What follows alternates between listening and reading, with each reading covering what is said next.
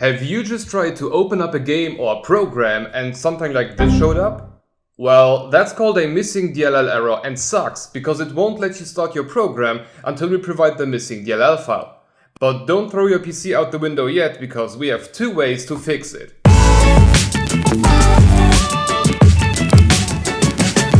I don't want to bother you with what a DLL file actually is or it does. You are here for a fix, so let's get started.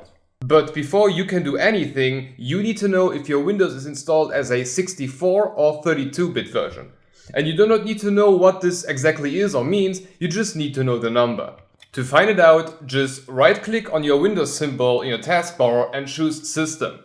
Now in this window, search for the line saying Operating System and look for the number right next to bit. Now if it says 64-bit, you have a 64-bit Windows. If it says 32-bit, you have a 32-bit Windows. Now just keep the information for later on. The method number one is to install the missing DLL file yourself. For this, head over to our website by clicking the link in the description or in the I symbol in the upper right corner. Here, scroll all the way down to the download section where you'll need to choose according to your system. If you have a 32-bit Windows, download the 32-bit file. If you have a 64-bit Windows, download both, the 64 and the 32-bit file. After downloading the files, open them up and keep track which is which, because both the 32 and 64-bit DLL files have the exact same name.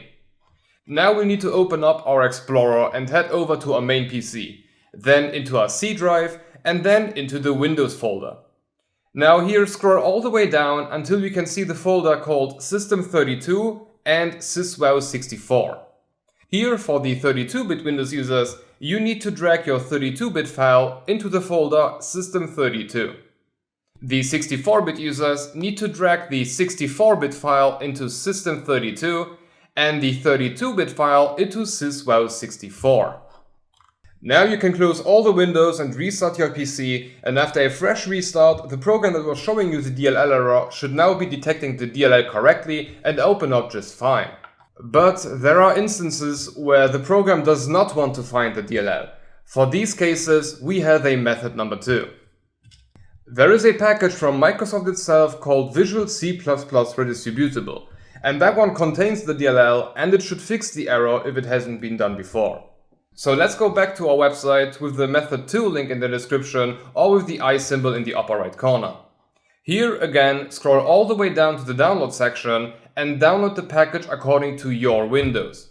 For 32-bit users, the 32-bit file, and 64-bit users, the 64-bit file. Once downloaded, open the installer, check the mark next to I agree, click on install and wait until the installation is finished. Once everything is done, just like before, restart your PC and your program should finally start up and you can use whatever you wanted to use. Okay, I hope you got your problem resolved and can now use whatever you wanted to use.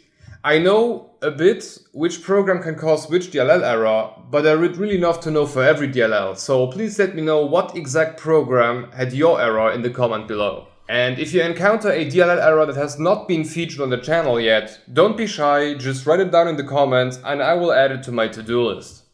Anyway, I hope you enjoyed it, and if it helped you, leave a like, make sure to be subscribed with the bell icon to not miss another video, and have a look at one of these totally random videos.